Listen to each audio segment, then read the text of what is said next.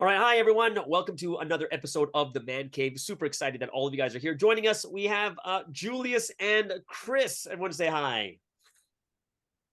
Hey Why is everyone. Chris still wearing the same clothes as last time? I know. It's almost like we're recording two in the same day. All right. So this second episode we're doing it's on the same day, right? This is right after we did Barbie, but Randolph had to leave. But there was this really, really interesting Instagram reel that I saw. It's called like Christian culture or Christ culture. And the topic I want to bring about is going to be about how there's been a lot of difficulty where we had like Korean pastors come into our countries or touring pastors come in. And sadly, not all, but there's been a lot of experiences where they've created more damage than they've actually helped the country. Right. I'm not saying that all of them did that. I'm just saying that I think every country's had that experience. But part of it, when you guys listen to this, I'm going to show you the audio. When you hear this, you're going to be like, oh, maybe this is something that we've never thought about. And this is something that makes us think more deeply that, oh, okay, so now I'm beginning to understand where this mindset is coming from. Okay. So Again, this is a Korean pastor coming to America. Oh no, it's a Korean American, but born in America, barely speaks Korean, like doesn't speak fluent Korean, but is working as assistant pastor in a Korean church in Korea. And he Got talks it. about It's the reversal. yeah, it's one of his experiences. And when you listen to this, you're gonna be like, oh wow, this is really, really interesting. All right. So I am going to all right, you guys see the audio, what I'm showing you? Yeah. Okay, listen to this. And going back to the pastor's office, the Korean associate pastor, and I said, do I need to keep doing this? I can't even speak Korean. What he said sent shivers down my spine. First of all, he goes, yeah. I'm like, excuse me? Right? Like, kind of disrespectful. Like, I'm a fellow pastor. You say yeah to me? And he's like, 목사들은 고생해야 돼. For those who are listening who don't know Korean, it's like, pastors need to suffer. It says when pastors suffer, that's when the congregants get inspired and their faith grows. Oh, snap. This was my awakening. This is their battle cry. There is no fighting this. So that's when I realized this is a losing battle. This is why pastors run themselves to the ground, is because it's for the sake of inspiring the people in the church to grow their faith. I said, I don't want to be a part of that. All right. Okay. Okay. So you guys heard it for the very first time. I've heard this. I listened to it probably about 10 times already because I'm just like, what? What are your initial thoughts on what this guy was saying, his experience as an American coming into a Korean church, but seeing what the mentality is? Makes sense. When pastors come here to America, they're, really going at it 100%. Trying to inspire. No matter what, I guess. Even if they connect with us or not. They're doing their thing, trying to inspire, not giving up. All right. What about you, Julius? What's your first thoughts? Yeah, I was just completely surprised. Like I never thought of it in that kind of way. That the pastor needs to be seen suffering in order to inspire. It's just something that I wouldn't have thought of. Yeah. Although I can see how that is the case in some other areas, just not in faith. I wouldn't have thought about it. Why? Here's an interesting question to you guys would be, why do you think the congregation thinks that way? The Korean congregation? Yeah. That's what he's talking about, the Korean church. Why do you think their expectations are that? I would say because, looking at modern Christianity, there was a lot of, not modern, early Christianity, there was a lot of suffering, and the leaders suffered a lot, and all the disciples suffered. So I'm guessing that's where they would get that expectation from. You mean like kind of like carrying the cross? Carrying the cross, yeah, together with Jesus, like sharing that shimjong of the cross with Jesus. Yeah. What about you, Chris? What do you think? Why do you think they would have this type of expectation? In general, Korea has a long history of suffering in many ways. Mm. And I'm assuming that Christianity started out suffering and they just expected that of their leaders. Well, I think one thing that we do need to take into context is, talk about like just 50 years ago, 50, 60 years ago, it was a poor country, like dirt poor. My uncle told me this story, and my uncle's he's 65 right now, so he's not that old. He's 65, and he told me when he was a kid, they had a straw thatched roof, and they were so hungry. Sometimes they go to the roof and grab baby sparrows, cook them, and eat them. Just him and his brothers and stuff. So imagine what it would look like if you were suffering like that and your pastor was living in luxury. Could you be inspired by that? Definitely not. Now, what about like one thing that I thought to myself, I've been thinking about this for a while, is like, what about remember when Sun Seymour AJ talks about, oh, I was up all night. I slept for 15 minutes. Right? It's said all the like, you don't have to say that. That's something that that could just be between you and God. Right? Like, in American culture, I'm not sure if we're really doing that. Like, hey guys, I haven't slept for an entire week just to give you this. Like, I don't think Westerners would do that. No, I wouldn't. Yeah, I wouldn't see it. Yeah. I don't think Like, I see Westerners talking about it only when they're like super fed up and people are taking advantage of them. Then they're like, that I walked to school 10 kilometers to do this, like then they start going into this rant about how much suffering they did. But you kind of see it where, oh, I stayed up all night. I slept for 45 minutes for 2 weeks. I did this. It doesn't have to be said, but it's said right before preaching. And I think it's a cultural thing. I think we may not really, really understand. But then, so how does that translate into the misunderstandings we've seen with the congregation, I guess, from between Well, I think Koreans and Westerners. Well, I think like the first thing I was talking about is when you have like people from other countries come to your country and they try to change your country. Right. Right. And I think one of the things that I was thinking about is if you don't know their culture or their country, we'll misunderstand them just as much as they come over and they'll misunderstand us. Well, we're as Westerners, like we're kind of comfortable and set in our ways, and then the Korean pastor comes over and tries to, for lack of a better term, inflict suffering upon us. I mean, it's just like you said, they're wanting to suffer to get us to be inspired, but they're gonna try to inflict that suffering on us and make us change, and we're gonna be obstinate to that. Right. Because why do you think Western countries would be against that, or like it wouldn't? Because we're so comfortable. So then, I guess go ahead, Julius. like being comfortable. Well, I also think a lot of the culture is kind of of the Western culture more is respects the autonomy of a person, or like each individual is pushing like their own will versus I'm gonna make you in like this, like that aspect of the aspect of respecting each individual, respect for the individual rather than the respect for the leader. Yes, that's the word. Yeah. Because go ahead, keep going.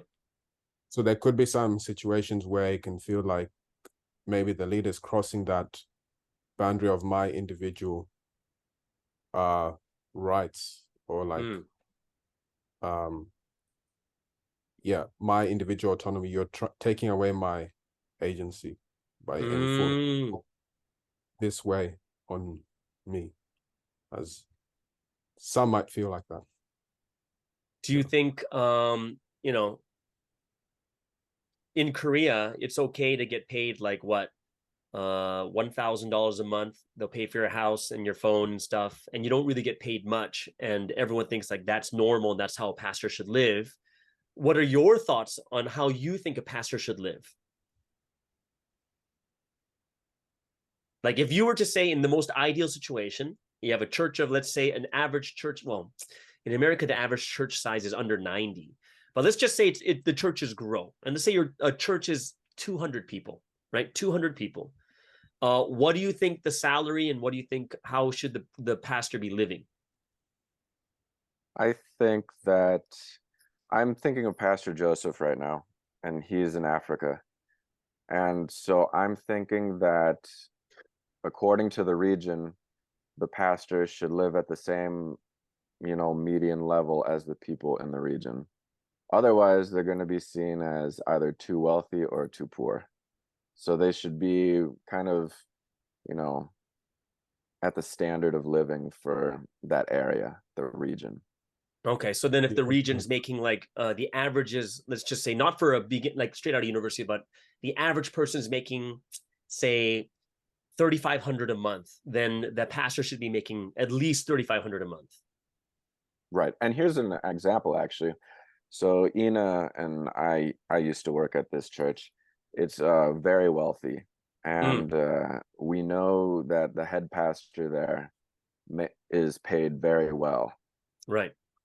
Because it's a very wealthy church and the members are very wealthy. How would the members that are uber wealthy respect the pastor if they're living at the poverty line, or if they're not well taken care of? How are they supposed to see eye to eye and have conversations? I don't think it would really work. Well, what if the church is like super huge? Like let's say Joel Osteen, his church is like 46,000 people. He deserves to make a bunch of money. Okay, so then it doesn't have to be according to the median, but he's a church is that big, he deserves a bunch of money. Well, yeah, if you're leading that many people. Like I would agree more with that. It wouldn't be so much towards the median of the people. Oh, yeah. Well, you have to take into account church size, obviously. I'm just assuming that I was just assuming that the church size was average, for the region or whatever. Yeah, I think that would be the difference between us and Korea. Is they're and their churches are huge. Their expectations of their pastors are going to be not as what we think, because we're more comfortable, and we don't want to see our pastor. Like I don't want to see my pastor suffer. I just don't. No, I here's something. I don't know if it's going to be controversial or not, but the whole thing with AJ and the properties. Yeah, maybe not. We don't have to go so much into that, because it's like we don't even know how true it is yet. Right. Yeah. But Julius, what were you saying? Yeah, like I would agree. I don't see it as necessary, or like I would never have thought of that. Oh, my pastor has to suffer in order to inspire me. But I also think that the excesses of luxury in, I guess you see it more in you could say modern evangelical Christianity, or just more is too like mansions and things like that. It just I think it is not ideal for pastors, like, or unless they're doing it on the side, or like it's completely separate from church. But I don't think it's I think in terms of church paying for the pastor, it should be just taking care of the standard of living that they're able to live. Because like if I were to tell you the median salary of churches that are mega churches, which is over 2,000 people per week, the median is about 30,000 US a month. That's the median. Okay. Little under 30,000. Yeah, 30,000 US a month. Did you say from mega churches? For mega churches, over 2,000 congregation is anything over 2,000, which is about 3% of the churches in North America. They're only making 30,000 per month. Oh, per month. Per month. Right, and that's the average for mega churches. Seems so would you say excessive? Well, but then it wouldn't be excessive. What if everyone was rich? Or would it be excessive if, because all these huge churches have boards and they vote, and the board says, let's give the pastor this much. It makes sense. Okay, that makes sense. That's something that's done at the church. The church made that decision. Yeah. But what about when you said side deals, right? So you're doing something on the side, you have your own thing. So let's just say there's a pastor like Saddleback Church in California. They're dealing drugs on the side. No, he wrote the book Purpose Driven Life. Oh yeah, one of the most book deals. famous. Okay. Yeah, and this book has sold like tens of millions. So he doesn't take a salary from the church. He takes no money from the church because he can live off the money from the book. So here's a pastor who takes no money from the church, but what if he has a Lamborghini? Well, what's wrong with that? I don't. Yeah. So it really depends on the culture of that place. Like, if the culture is okay, because what I would see is, does it take away from his pastoral responsibilities? What gospel are we preaching? Prosperity gospel? They would love that. Yeah, like to show that God is blessing me, right? Right. Yeah. Like, that's the reason why I think it depends on the culture of the region, whether that's a good decision. Yeah, I still would think that would be excessive. Like, as a pastor, you kind of have to have a limit. Like, you're a pastor. I think a Lamborghini would be a little bit, not a little bit. That's like crazy excessive. Yeah. So that's why I was like, when you mentioned, like, in terms of like, if everyone's rich, like, let's say you're in Monaco or Saudi Arabia. Yeah. That's very like a kind of unique example, and then everyone there is rich, like the salary is like 200K or something. Then, but that's not the point. Church the point is, members, they do talk about that stuff and they do gossip. Like I was having a conversation with my wife's brother, and he was talking about the various pastors that have pastored this Christian church and what kind of cars they drove. And we knew the salaries roughly of each pastor, and the highest paid one drove a very modest car. And then the other one got, like, my brother-in-law knew somehow that she got a raise and then immediately went out and bought an Audi. So in his mind, that was a little bold. I don't know. I think an Audi's okay. Personally speaking, I would be like, Audi, yeah, that's not a bad idea. Like, that's not Uber. Like, it was it was just his opinion. Because let's bring it to, let's just say Sunsteam. You know what Sunsteam's car is, right? Mercedes. The Mercedes S series. Like, it's like a 2019. Oh, is that his most recent? I was talking about the 1980s one. Oh yeah. Like, but he recently, like in I think 2018 or 19 when he came out. I think he has like one of the newer ones, the S series, but it's a Mercedes-Benz S series, like the newer models. He's a mega church leader. It's fair. Right. So, like, but for us, we'd be like, it deserves it. I wish you had a better house, and I actually wish you had better food, and I wish you had better this, because we know like who Sunsteam is, right? And 100%. Yeah, that's why I think it's so relative. Yeah, but the point is, I think it shouldn't be completely excess of those you're lead, because it kind of just takes away from the responsibilities, or like the influence that you're trying to give to lead the congregation towards spiritual. Right. Do you think like, we're going back to that initial theme of like pastors or people need to suffer? Like, we're kind of all in agreement that we don't want to see our pastors suffer, right? No. Right, because we're Western. Yeah, I know, but yeah, because we're coming from the Western side. Yeah. Go ahead, Julius. Like to have the same heart of sacrifice and service, but not necessarily suffer. Maybe the difference is like suffering is a part of life, but we shouldn't be trying to suffer. We suffer because of the things we do. Yeah. Like, there's like natural suffering. Personally, Sky, I think you could suffer a little more. I probably could. Chris knows something that I don't. Yeah, what do you want me to do? You want to like take a whip and like whip my back and stuff like that and start I mean, honestly, myself? I think that would help. That would help. Would you be more inspired by me? I would. And then you gotta send photos of how many marks you have. You can just do it right now. All right, guys, it's day 13 of my fast. Just want to make sure the MSD is going really well.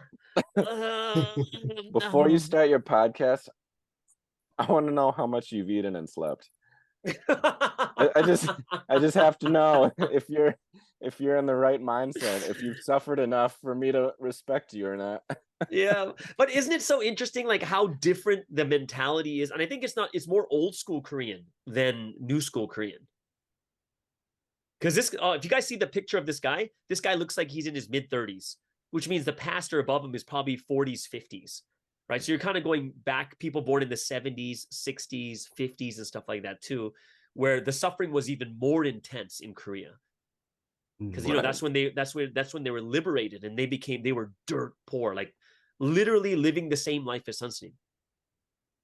Right. You think the culture is changing a little bit in Korea? Well, look how affluent it is now. Korea is very affluent, but you still have really. Yeah, go ahead. Size. You can even see the sizes in the bodies, like the grandparents, the parents. They're very small from malnutrition. The kids, they're like epic. They're huge and built because they have such good nutrition now. Yeah, and they have so much like money that they can use for things like plastic surgery and stuff like that, stuff that's so unnecessary in life, but they can start affording all those different types of things. And did you see a change in that culture with the newer generation of Korea? When I was there? Yeah. I was there in 2010 at the Lord's Church, and that type of thinking was still in the church. Meaning, because that time AJ was there, it was announced all the stuff that was happening, like how hard this person's working. Like people would even testify for them. Right? Or, right after pre-dawn, like AJ would be doing counseling until pre-dawn. And then right when it finishes, it's time to pray, people come like, oh my gosh, she's still been in there. She's been counseling all night. Like that was like spreading everywhere. Like this person's working that hard kind of thing. Yeah, like during the retreats, she told us, I'm not talking bad about AJ at all. This is just kind of the culture we're seeing, right? Where it's like, hey, this person was, Pastor Joan sleeps for 45 minutes a day for 2 weeks straight for the retreats to prepare for the message. Right. And then later on, when it's just like a smaller, closer group of us talking with her, she'll talk about it. Oh, I'm so tired. This, and this. Oh, and then she just keeps speaking more and more word for like hours and hours. And we're like even more impressed. Like, whoa, that's so crazy. For me, as a Western, I was like, man, we just listened to a 2.5 hour message and now we're listening for another 3 hours after. Like in my head, I'm just like, whoa, this is really long. And everyone else is like super inspired. Oh my God, they're tired, but they're like inspired kind of thing. Yeah, and they'll bring it up like, hey, she worked this hard, so we got to do better kind of thing. So I found that to be the more I think about it now, yeah, it's always said. I'm sure yeah, and it's something that does inspire people of that culture. Even Westerners, I was inspired. Patrick's yeah. Well, what did he say? He's plugging in his computer. Oh, I thought he was just saying, "Oh, f this, I'm out of here. I'm not inspired by any of that." Well, Julius was very inspired by the Barbie movie, so Yeah. he's deeply inspired. Moved. Yeah. I think it's a bunch of my friends in Korea were also head leaders, and they would live in this like there's something in Korea called the oktap. And the oktap is like the attic is where they lived. So it's like the cheapest place in a building. So you have the building with all the apartments, and at the roof, you walk up. There's no elevator. You walk up to the very top to the roof, and there's a small hut up there, and it's about maybe the size of my room, my bedroom. They were preparing for the rapture up there, I'm sure. Well, yeah, but that's where these head leaders were living. On a bed of nails. Yeah. I want to lay you down on a bed of roses. Every night I sleep on a bed of nails. Julius doesn't know what's going on right now. What happened? We're going into Bon Jovi, bed of roses. How did we get here? I want to be just as close as the Holy Ghost is. All the pastors slept on a bed of nails in the damp attic in the roof. Yeah, but yeah, it's like there was this feeling that but in Korea, even though they don't have a lot, they are treated well, really well. Like someone will come in and bring side dishes every week so that they'll have food. They're making sure that they have everything that they need. So the culture is a little bit different, where in a Western country, if you're not given that much, but no one's coming to give you food every week. No one gives you no one gives you a TV. No one buys you a suit, because those are all things that happened to me when I was in Korea. Yeah, like they, even though I wasn't, I would be touring and giving like these evangelism lectures or testimonies. One time someone just drops $1,000 to me. Oh, so I was inspired here, and they give you this, and then somebody's like, oh, I was inspired too, and I'm like, only $50, really? And this person gave me 1,000. I'm just kidding. But yeah, like they're very, very giving. Like they know that the leader doesn't have much, so people are volunteering to give more. Do you know what I mean?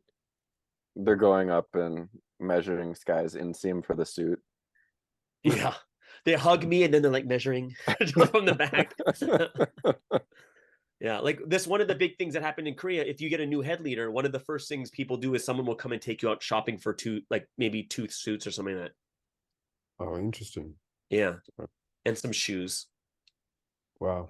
Yeah, and it's just kind of like, that's a cultural thing, where in America it's just not like that. It's like, here's your $800 for the month. Have a good month. You kind of move on, right? See you on Sunday. Yeah, see you on Sunday. You better preach well. But yeah, I think it's a little, and also whoever's watching this, like say in America and stuff like that, I'm not saying that it was a terrible experience. I'm just saying that that's kind of the difference in culture, where Korea, you can give less, but yet these pastors are well taken care of by the people. Like naturally, it's a common thing for them to give. Like even when I was in remember I was head leading at New York, I'd have my regular salary plus, like, I'll give you an example. I had $1,200 a month. $650 was my rent. $80 was my cell phone. And then, you had all the, that's how much is that already? I have already 60% of my is gone. My rent is more than half what I earned, right? The Korean way almost seems more Christian and more interactive, because members are actively taking care of the pastor's suffering. And then here in America, it's just like, here's your money. Preach to me on Sunday and maybe I'll listen. Yeah. But then my point was, it was always the Koreans that took care of me in the church. it was the Koreans doing the normal Korean way where they would give me envelopes saying, thank you so much for helping me out with this, or here, let me buy you dinner. Here, let me do this for you. It was very common with the Koreans, like that type of culture, but not with Westerners, because it's just not a Western thing. Like you can't even say, what are you, it's just not the cultural thing for a Westerner. Correct. Yeah. So like you couldn't really blame anyone. It's just, that's the culture. And I think that's one of the big points I was realizing from listening to this Instagram reel. This has been very informative. Yeah, because I think it's easy for us to get upset at people from other cultures. Like, why? Go ahead. Naturally, or you mean like specifically? Well, like say with like we've had, because Providence started in Korea, there's always Korean touring pastors sent. Remember, like I said, not all of them, but sometimes you'll have these rough goings where you're like, what are you doing? It's kind of like in your head, you're like, what are you doing? Like, it doesn't make any sense what you're saying and doing. Yeah, like it just doesn't fit in our culture. And then the one thing that I really hated is as a leader, they'll come and say, oh, why is the level so low? And I had to hold my tongue for a bit, but why is it so low? Oh, how come these guys are such low? Oh, they're not really as mature as I thought, kind of thing. You know what I mean? Are they referring to they're not being respected and treated with reverence like they are in Korea? No, more of like else? spiritual. Like they're not spiritual as oh, no one's coming to pre-dawn. No one, well, that kind of makes you unspiritual, but it's the way they'll deal with it is a very like, come on, everyone, what the hell are you guys doing? Rah, rah, we gotta come out. Don't you guys love Sunset Meme kind of thing like that? And then it was like, and then everyone starts coming to pre-dawn for like 2 weeks, and then after they leave, then no one goes again.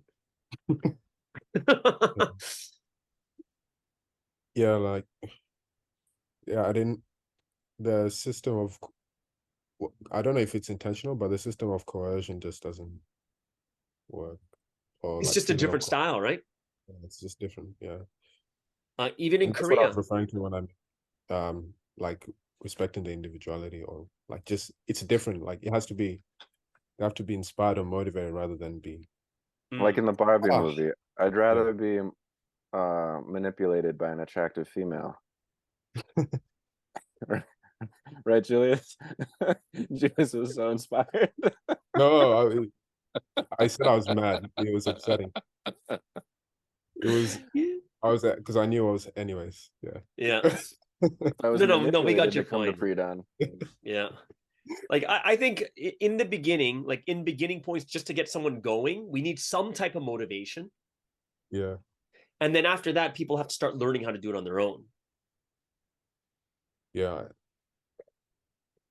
And then everyone, now and again, we need the touring pastor to come yell at us, right?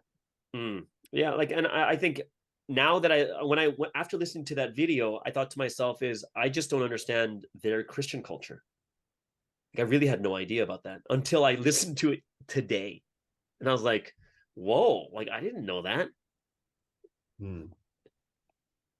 I think it really is helpful to really understand the culture, also just in order to understand also how Providence developed in Korea, actually. Right? Because I can imagine it was that mentality in the beginning, first half of Providence, right? Yeah, and probably that's why it grew so fast here. No, I think that's true. Yeah, it's just that intensity is what I really feel like, oh yeah, this is why God chose Korea. Yeah. That's how. And doesn't it kind of make more sense when something says put your life on the line? I totally understand when I hear some of the stories that I had, like in Korea. I don't think the concept, we don't really get it in Western countries. It's not the same concept, put your life on the line. I think that to us sounds more like let's do our best. You know what I mean? Let's do our best. Right? It's like put your life on the line. Let's do our best. And he's like, no, put your life on the line. We're like, I will do my best. Right? And we're kind of just stuck in that zone. Is like, but Sunstein, this is my best. You know what I mean? Right. Yeah. It's like going beyond your limit. Yeah. above and beyond. Yeah. Right. Yeah, I've had have you guys, like, one of the experiences I probably one of the most inspiring, it was negatively inspiring, negative, but it became inspiring, is when they kind of like berate you and then we start setting conditions. And I was like, is that a condition? Is that a condition? Like, and then you start setting conditions and later you're more inspired by going through it. But you hated the motivation. You hated it. That motivation was terrible. But after you went through it, you're like, wow, I really, really gained a lot from it. But I think this might sound really bad, guys, but I think it is, the style is like communism and democracy. Because like I was listening to a podcast and they said that in communism, what happened was ice hockey and gymnastics and the Olympics were ruled by the Russians. They were forced from a young age to go through all the training, right?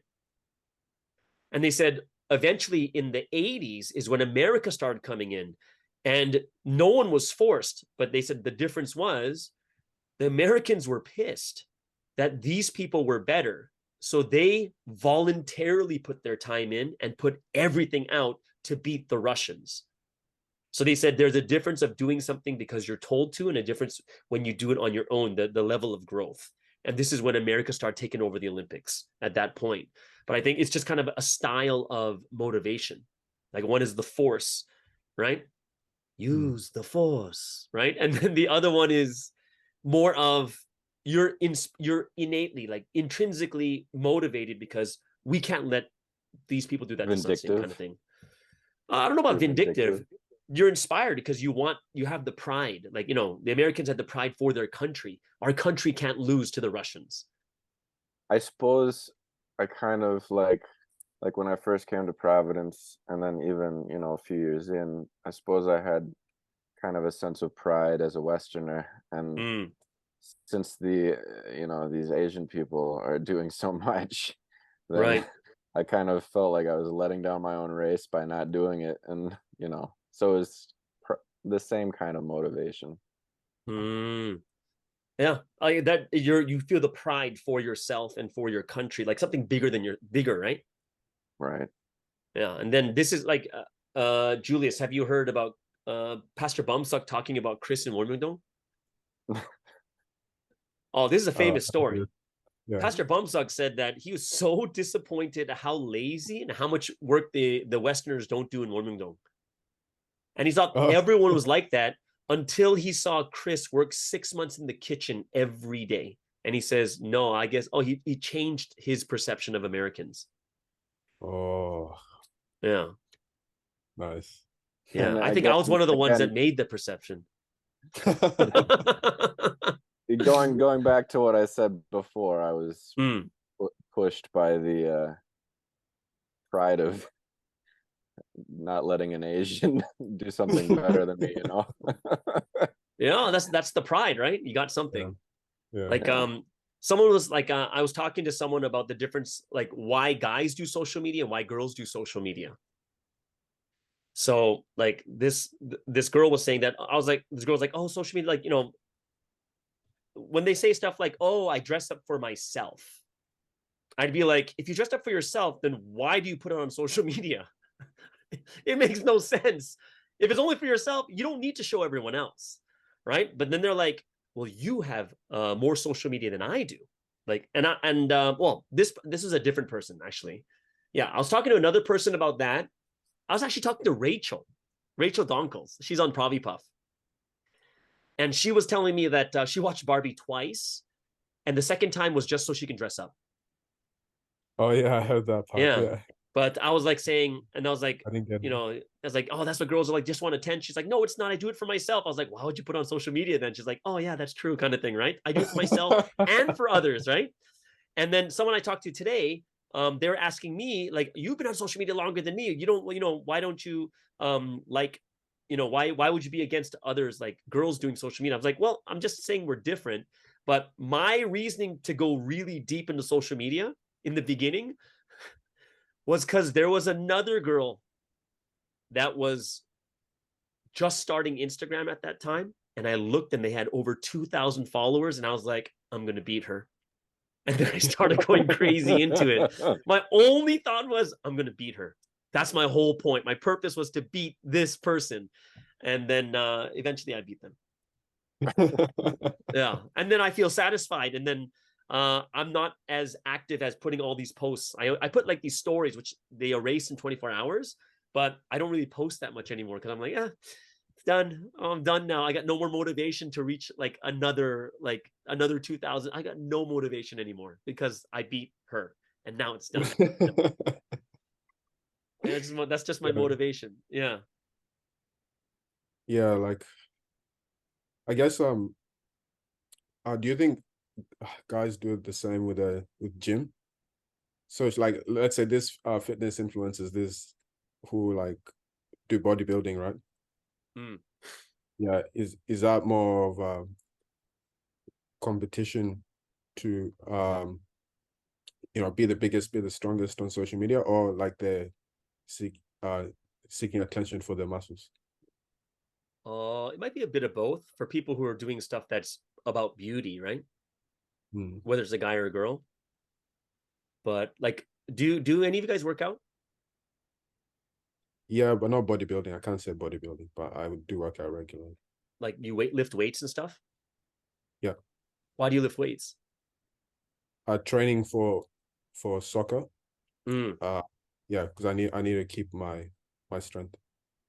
Julian's coming to the Atlanta, Georgia tournament, right? Yeah. But we like, for me, if I see like a really fit guy on Instagram, I don't compete. I'm like, whoa, I want that.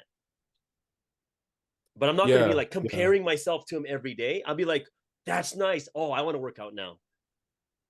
And this might sound very self-centered, but I only work out not for strength. I work out for looks, straight up. I don't care about strength. Well, that's if fair. I was it's a different goal. Yeah, like I'm not like trying to push for max. I'm like, all my reps are 18 to 20, 16 to 20 reps, and that's it. Like I'm going for that. And as if I look good and I'm the weakest in the room, I wouldn't care because that's what I want. Yeah. I just want to look good, right? Yeah. The crazy part is I have no reason to look good either, though. It's just for myself. It's really for myself. I only look at myself in the mirror before I take a shower, and that's it. I'm not taking my shirt off outside or anything. It's just for myself. It's really weird, but it truly is. Like, you know what they say? When a guy and a girl look in the mirror, what's the body part they look at the most? What does a girl look at? Face. Their face. What does a guy look at? The number one thing they look at the most in the mirror. The tree of life.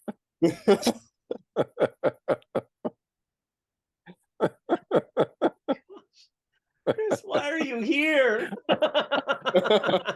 Your pecs? Is it the pecs? No. It's your arm muscle? Your arms. Bicep? Yeah. Yeah. Guys look at their arms the most. So when they're working out, you don't have your shirt off. You have your shirt on, but you're looking in the mirror at your arms the whole time. It's the arms. Have you ever seen that Russian guy? He like injects his arms. He's got like his entire body looks normal, and then he's just got these massive like just bubbles on his arms. Is it real? It's real. It's like lip injections for that's your so arm. gross. Yeah, it is. It's in high school we had a lot of chicken legs like going on. Like people working out, they don't do legs. Yeah, they just wear pants, cover up their tiny calves and have big arms. It was... But you know, I'm gonna be honest with you right now too. Again, is I just started working on my legs the last 3 weeks. Yeah, like I was. That was all arms. Yeah.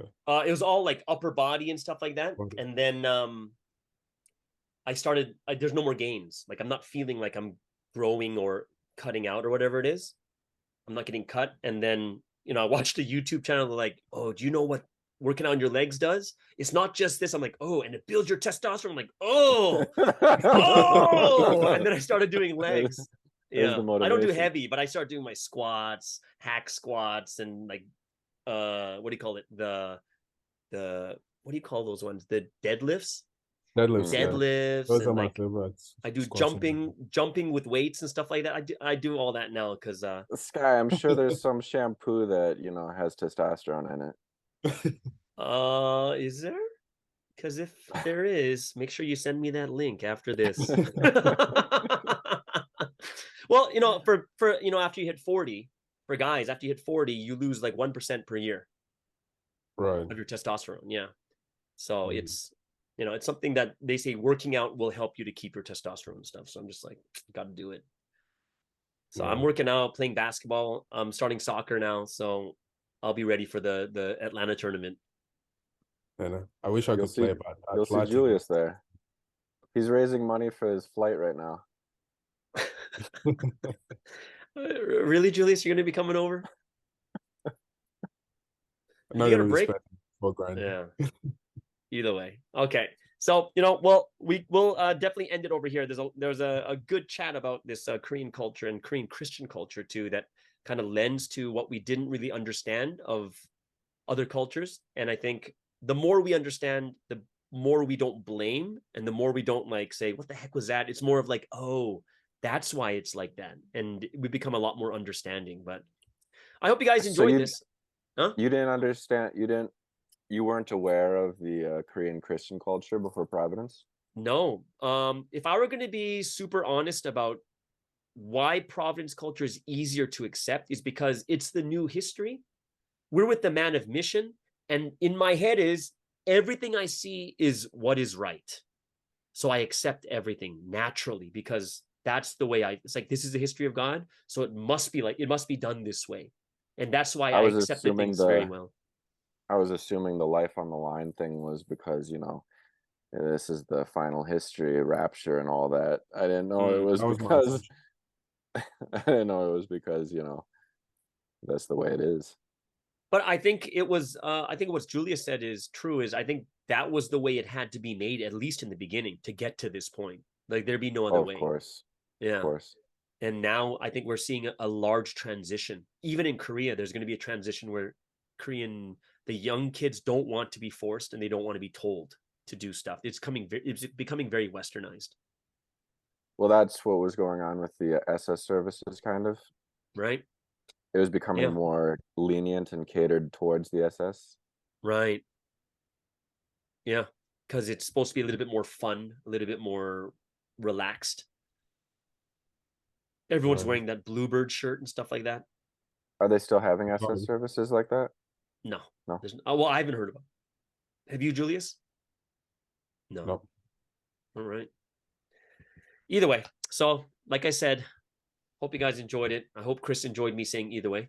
And hope everyone out there enjoyed this episode. Thank you so much. Everyone have a wonderful and awesome week. And we'll see you guys again next week on The Man Cave. All right. Bye-bye. See you, everyone.